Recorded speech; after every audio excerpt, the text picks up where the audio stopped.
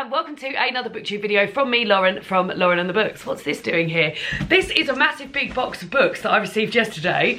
Very excited to receive a big box of books. When are you not excited to receive a big box of books?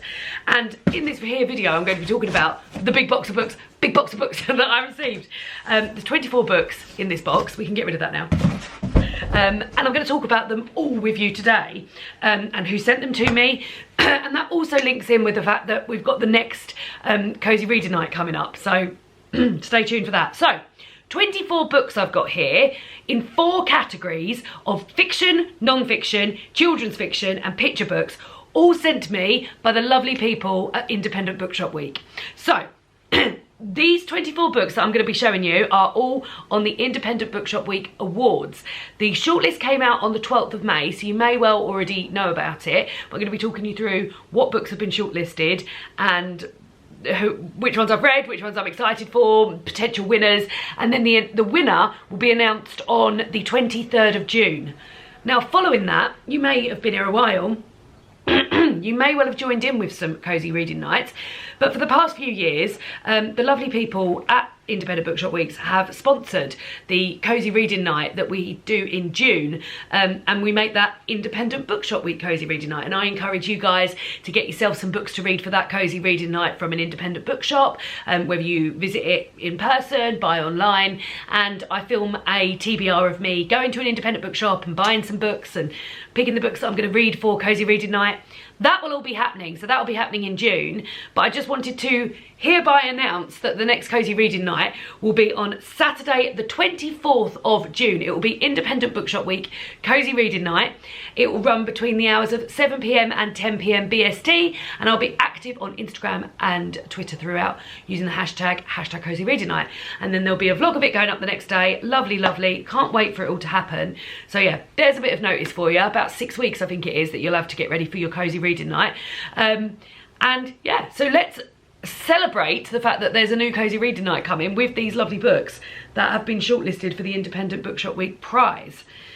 I keep saying Independent Bookshop Week, Indie. I could just say Indie Bookshop Week, Indie Bookshop Prize. So yeah, let's start with the fiction then, I think. So as I said, there's 24 books, 6 in each category, and I've read, they're the picture books, oh, I've read a few of them.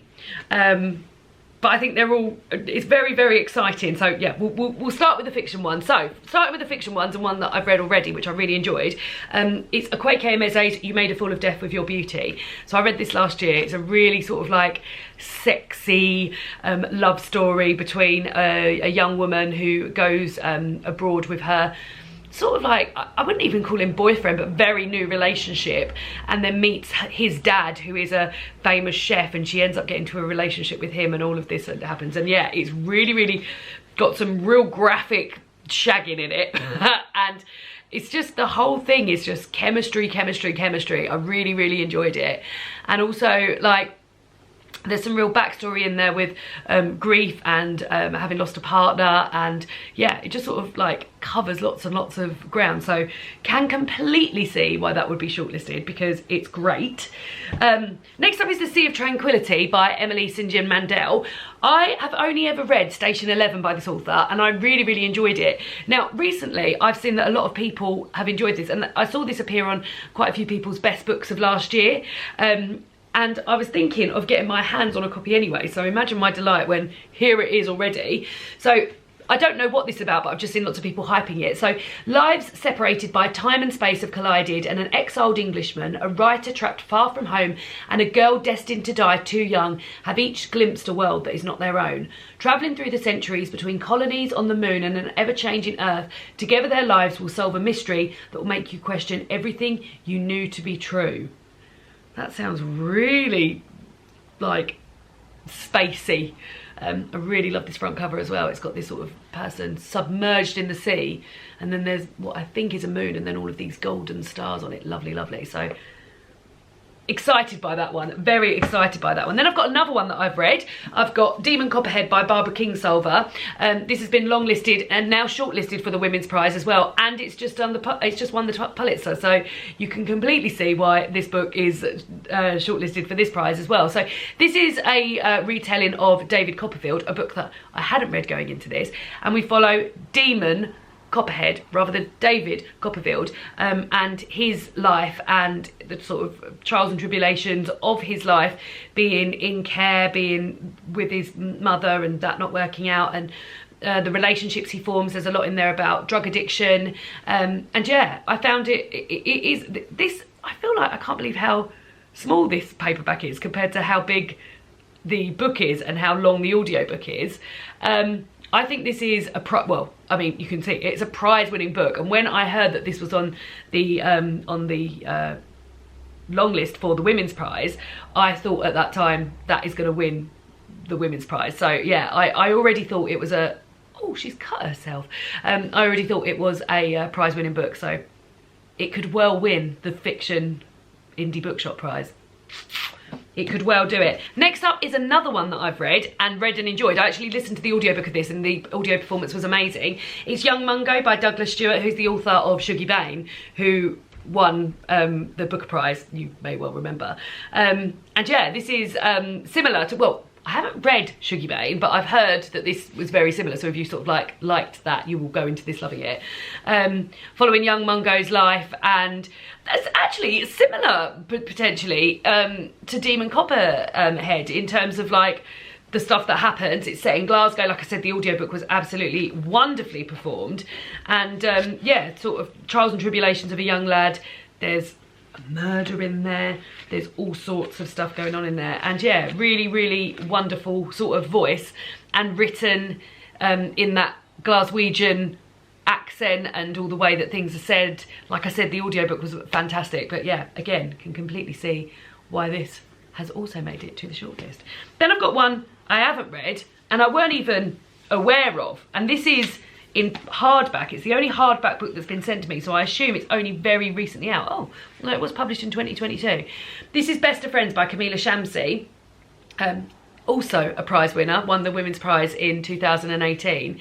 This sounds amazing. It's about female friendship, and I'm very into that. So it's about Mariam and Zara, and it's set in 1988 Karachi. They're two 14-year-old girls, and they're a decade into their friendship. They've been friends since they were 4, imagine. Sharing in-jokes, secrets and a love for George Michael. As Pakistan's dictatorship falls and a woman comes to power, the world suddenly seems full of possibilities. Elated by the change in the air, they make a snap decision at a party. That night, everything goes wrong and the two girls are powerless to change the outcome. And then in present day, so that, well, interestingly, that said Mariam and Zara, and now it's saying Zara and Mariam. In present day London, two influential women remain bound together by loyalties, disloyalties, and the memory of that night, which echoes through the present in unexpected ways. Now both have power and both have very different ideas of how to wield it. Their friendship has always felt unbreakable. Can it be undone by one decision?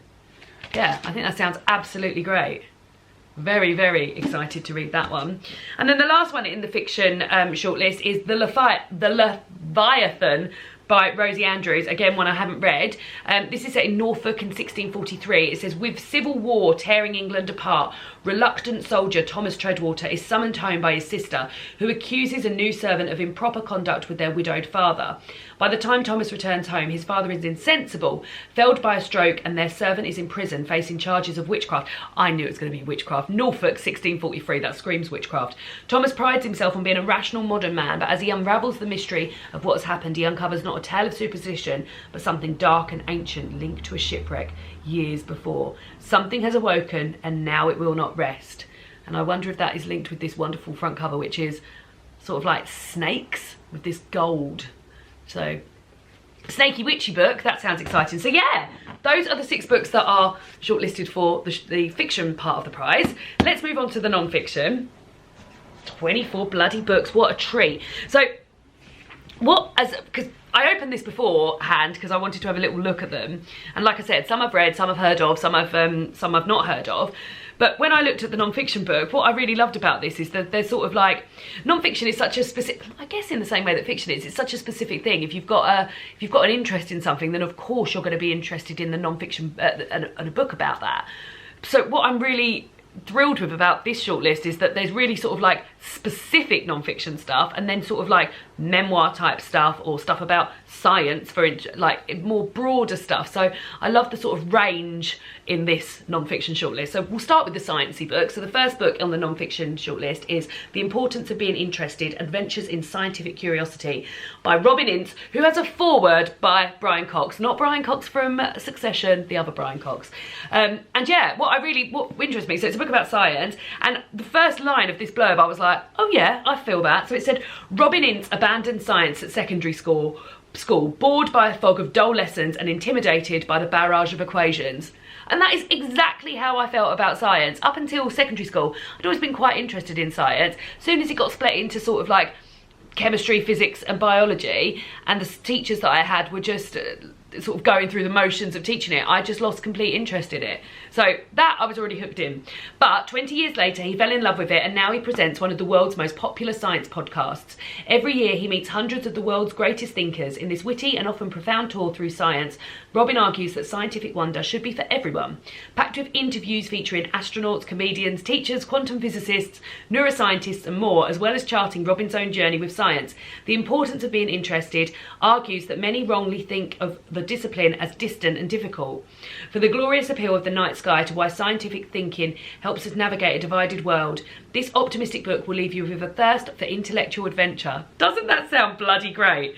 So yeah, very excited to get to that.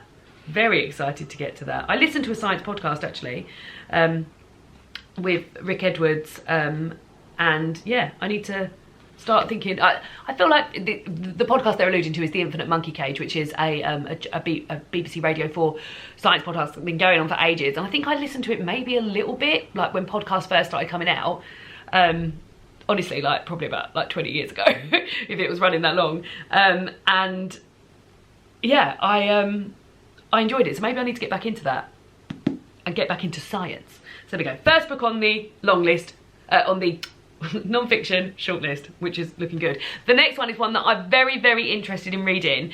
There was a lot of press about this book earlier this year, and the guy, Richard E. Grant, was on a lot of the podcasts that I listened to, and I've sort of followed this story of him losing his wife, and the book coming out of that. So this is Richard E. Grant's memoir, A Pocketful of Happiness. Richard E. Grant is an actor. He's in Spice World the movie, but also in a whole host of other things with Nell and I, which I've never seen but is revered. And he moved to London in the 80s, having lived in Swaziland. It was known as Swaziland then, in south of the African continent. And he moved over here and fell in love with a woman called Joan, who is a dialect coach, a very renowned dialect coach that worked with a lot of actors and everything. They fell in love, a beautiful life. And she died in 2021. And her final challenge to him and his daughter was that they find a pocket full of happiness in every single day. I feel like I'm getting all like choked up just talking about it, because I've heard him talk about this so much, and I've heard him talk about the love for his wife and the bond they had, and yeah, it just felt really, really special. And yeah, this sounds like it's going to be great. So it's going to talk about him losing his wife and that, but it also talks about like, well, I've flicked through the photos, and yes, there are photos of the Spice World movie in here. I've opened it up at the Spice World movie photos, but yeah, it sounds. I'm very interested. He seems a very charming, kind man, and I'm all for reading books from and about charming, kind men. So yeah, I think it'll be great. And then next up, as I was alluding to at the beginning of this section when I started talking about the non-fiction books, there's some real specifics in here, and the next one is a specific. This is Super Infinite: The Transformations of John Donne by Catherine Rundle. So it says here, John Donne lived a myriad lives, sometime religious outsider and social disaster, sometimes celebrity preacher and establishment darling. Donne was incapable of being just one thing. He was a scholar of law, a sea adventurer, an MP, a priest, the Dean of St Paul's Cathedral, and perhaps the greatest love poet in the history of the English language. In Super Infinite, Catherine Rundle shows us the many sides of Donne's extraordinary life, his obsessions, his blazing words, and his tempestuous Elizabethan times, unveiling him as the most remarkable mind and as a lesson in living. So yeah, like I said, some real specifics in this long list as well, and yeah, a book about one man and all of his lives. So there we go. And then we've got a little slip of the thing. This is Chimamanda Ngozi Adichie's Notes on Grief. And this is an essay that's been popped into this sort of, there's a few of these, isn't there, from Chimamanda Ngozi Adichie. Talks about the loss of her father. And so it says here, in this tender and powerful essay, Chimamanda Ngozi Adichie, a self-confessed daddy's girl, remembers her beloved father. Notes on Grief is at once a tribute to a long life of grace and wisdom, the story of a daughter's fierce love for a parent, and a revealing examination of the layers of loss and the natures of grief. So yeah, a little short thing, but important to talk about grief. Similar vibes to A Pocketful of Happiness. Then I've got The Instant by Amy Littrott. Now, I read The Outrun a few years ago and absolutely loved it, and that was about Amy, so this is a memoir, and The Outrun was about Amy moving up to one of the Scottish islands and taking on a bird research project, and this one is about her relocate. So it was Orkney that she moved to. This one is about her leaving behind Orkney and moving to Berlin. So wishing to leave behind the isolation of Orkney Island life, Amy Littrott books a one-way flight to Berlin. She rents a loft bed in a shared flat and starts to look for work and for love through the screen of her phone. The Instant tells of the momentous year that follows, encountering the city's wildlife in the most unexpected places, tracing the cycles of the moon, the flight paths of migratory birds, and surrendering to the addictive power of love and lust. Now, like I said, I loved The Outrun. It dealt with addiction and moving to and feeling sort of like tiny in a big vast place with a very small population. So I guess the opposite of that is happening in this book, where she relocates from Orkney to Berlin. So I've been meaning to read this for such a long time because I loved The Outrun so much. So looking forward to this one very much. Now, the next one is one that I didn't even know existed, and I follow the author on Instagram, so I don't know how I've missed this. This is Aja Barber's Consumed, the Need for Collective Change on Colonialism, Climate Change and Consumerism. And I'm really excited about this. So it says, in Consumed, Aja Barber exposes the endemic injustices in our consumer industries and the uncomfortable history of the textile industry, one which brokered slavery, racism and today's wealth inequality. It examines and unpacks the reasons why we can't stop consuming and asks us to challenge the power of disparity and take back ownership of it. The less we buy into the consumer culture, the more power we have. So yeah, it sounds great. It sounds really good, and it looks like the sort of the layout of it is very much like I'm gonna learn from this. There's a lot of like maps and illustrations, and it seems like it's set out in, like, I mean, I've just opened up here and it says global wealth, who's harming who, and I've seen two sort of titles in here, which is just like the sort of questions you want answering quickly and simply. So like, who's consuming the most? Interesting. What global wealth is doing to the planet? So yeah, very much looking forward to reading this, and like I said, a big fan of the author, so I can't believe I didn't know she had this book out. So there we go. Right, those are the non-fiction books. Then we'll move on to the children's section. So we've got children's fiction, and then we've got picture books. Now, I have no children. I have children in my life, but I have no children of my own. But I've always been a big champion of children's literature, and I quite enjoy reading a nice sort of cozy middle grade YA, things like that.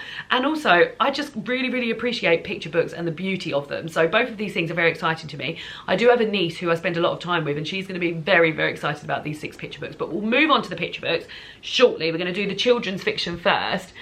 I find middle grade very sort of autumnal, and I'm looking forward to sort of like picking up a few of these books a bit later on in the year, particularly one which is a bit witchy.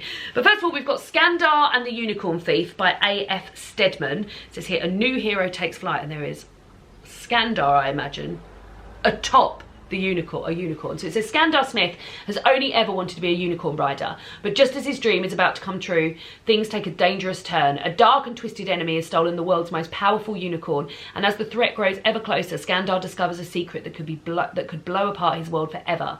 Get ready for unlikely heroes, elemental magic, sky battles, ancient secrets, and ferocious unicorns in this epic adventure series that will have your heart soaring. I would have been so into that when I was younger. An adventure series with unicorns. Big thing. Unicorns weren't even having a moment when I was at school, when I was younger either. So yeah, this sounds great.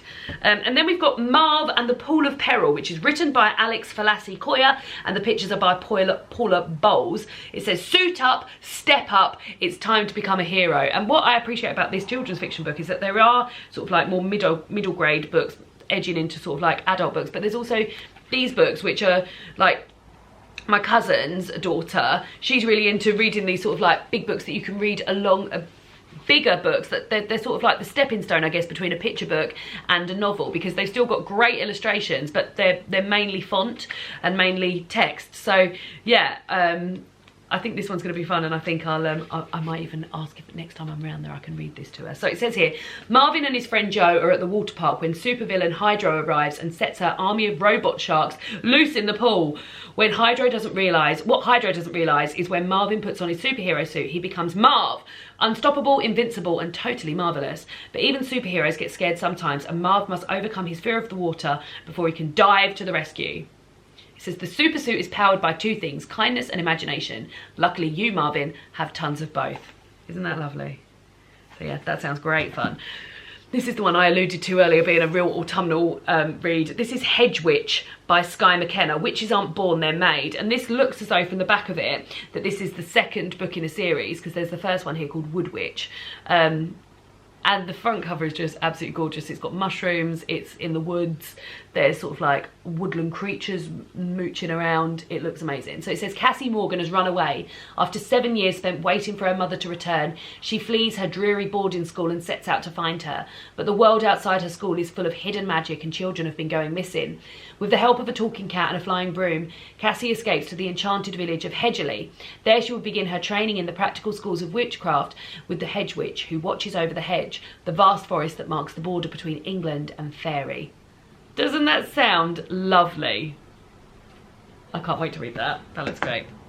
Then we've got this, which I know is very, very popular. There's a whole host of these Loki books, isn't there? This is by Louis Stowell, and it says A Bad God's Guide to Ruling the World. And yeah, it says fart. I was not expecting it to say fart face.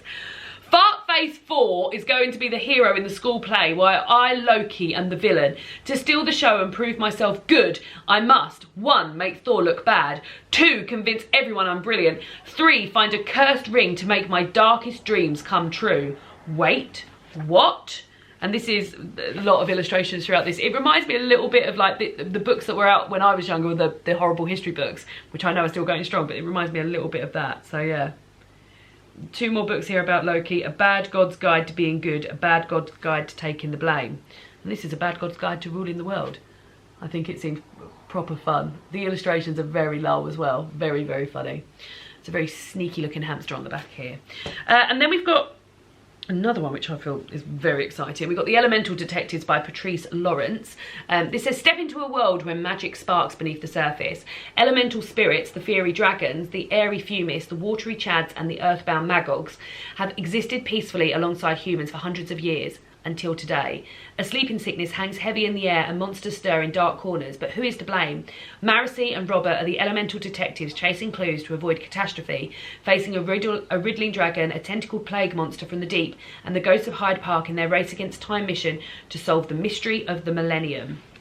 So yeah, that sounds really good. The front cover is very inviting. These two look like they really do mean business. And then the last one in the children's fiction section is The Lost Whale by Hannah Gold, who is the author of The Last Bear, which is a book that came out a while ago. And this says their bond could set them free. Rio has been sent to live with a grandmother he barely knows in California while his mum is in hospital. All Rio wants is for mum to get better so she can return home. But everything changes when he joins a whale watching trip and meets Whitebeak, a gentle giant of the sea. Rio forms an instant bond with the whale, and for the first time in ages he feels a spark of hope. Then Whitebeak goes missing and Rio must be maybe the only person who can help. Can Rio draw on their special connection to somehow find and save his whale? And The Last Bear by Hannah Gold won the Blue Peter Award. So yeah, these Hannah writes sort of climate fiction and nature fiction for younger readers. So yeah, that sounds great as well. So yeah, another great 6 books. Good, isn't it? I don't envy the person who's got to come up with a winner from all of these. And then lastly, we'll finish with the picture books, which, like I said, I have a great time reading. I have a great time reading these with my niece, but also just sort of flicking through them myself. And the artwork I'm always so impressed with, but also like the feeling that they managed to get in very few words, and the fun that isn't involved in a lot of them, and then the topics that are covered, the heavier topics that are covered in others as well. So yeah, there's all of that here. So the first one one is Frank and Bert, the one where Bert learns to ride a bike, by Chris Naylor Ballesteros. And I already sort of knew about these types of books because my niece gets these out from the library and absolutely loves them, because they've got a QR code where you can scan the story and it reads it out for you. And this looks really fun. So Frank and Bert are going on a big bike ride, but Bert is slow and wibbly wobbly. Oh dear, how can Frank help his friend? Maybe, just maybe, Bert will find that when Frank is right behind him, he can do anything. And the artwork just looks really fun and bright. Love Bert's helmet, love Frank's helmet, love the bright green bike. Very, very fun. So that's the first one.